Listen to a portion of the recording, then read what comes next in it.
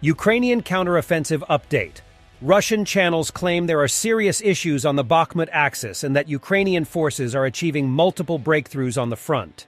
The 106th Guards Airborne Division reportedly lost over 50 men in one day near Klishchivka, and very few active personnel were left in one of the battalions. Sources within the 106th complained that their field commanders were neglecting their duties and that no decisions were being made. The 72nd Brigade have fled their positions and were replaced by rifle battalions, which were instantly hit by HIMARS.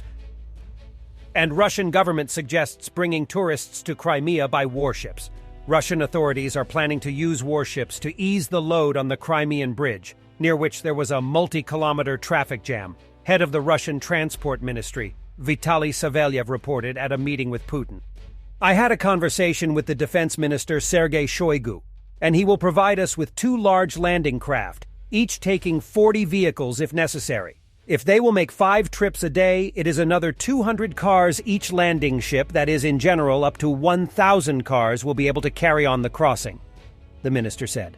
According to official data, the Black Sea Fleet has 6 large landing ships. A multi-kilometer traffic jam near the Crimean bridge formed on July 1st because of the tightened rules of inspection of cars after the explosion last fall.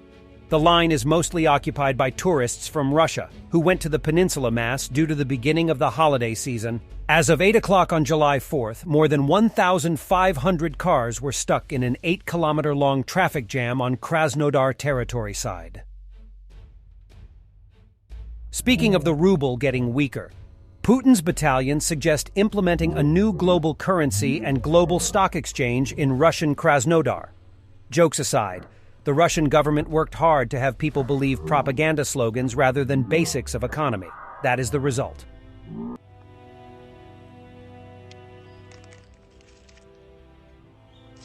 Конец тебе, Байден.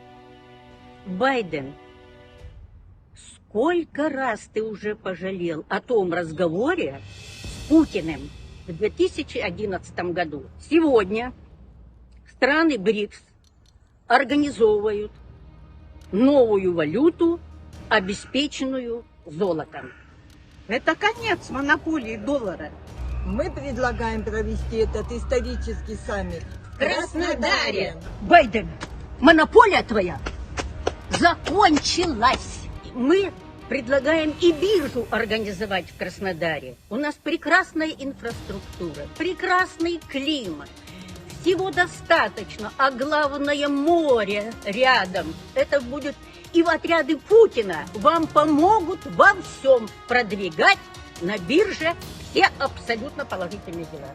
Власти Краснодара выберут прекрасное расположение для этого здания в центре города, в центре Краснодара, нашего красивого города. А Краснодар – это самый быстро развивающийся город в Европе. Об этом известно всем. Но не в Гонконге же ее ставить. О, это на Китай. Ukraine returned home 2 children who were forcibly taken to the Russian Federation, as well as 45 captured defenders. Exclusive SBU video. In particular, 45 Ukrainian defenders were released from Russian captivity. This is the result of the work of the Joint Center for the Coordination of the Search and Release of Prisoners of War, which implemented the decision of the coordination staff on the treatment of prisoners of war. This exchange, like the previous ones, became possible thanks to painstaking work and long-term negotiations. In addition, 2 children who were forcibly taken to the territory of the Russian Federation from the temporarily occupied Ukrainian territories returned home. Their return was also dealt with by the United Center, together with the Commissioner of Human Rights of Ukraine. The life of every Ukrainian is the highest value. We are working to fulfill the instructions of the President of Ukraine and bring home all captured and forcibly deported Ukrainians.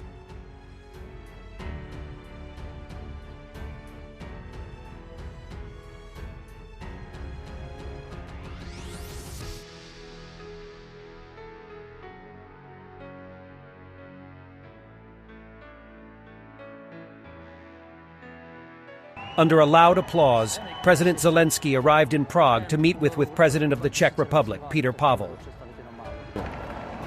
Prezident Volodymyr Zelenskyj, prezident země, která víc než rok vzdoruje ruské agresi, přijíždí na Pražský hrad k tomu, aby ho přivítal prezident Petr Pavel.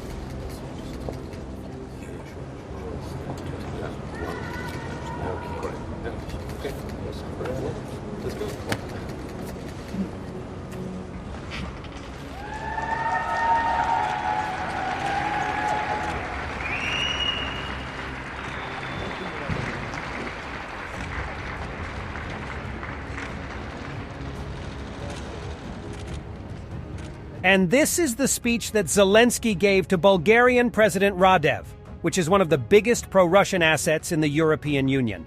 Ну і якщо бути дуже прагматичним, давайте чесно. Поки війна в Україні, війна на іншу територію не піде. Ну це ж факт. Ну якщо деякі лідери дуже прагматичні, то хоча б з цієї точки зору треба підключити твій мозок. І це зрозуміло, що поки українці воюють, так допомагай їм. Бо інакше є вирогідність, що війна прийде до тебе. І не треба гадати, що буде у тебе. Подивись на Україну.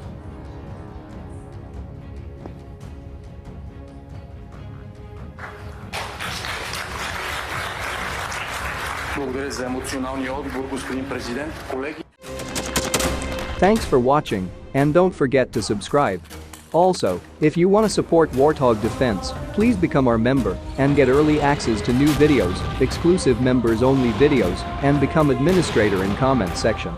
The membership link is in the description. Rescues every day. We had a guy last week, it's 6 rescues in 6 days. You know, he's doing the job every day.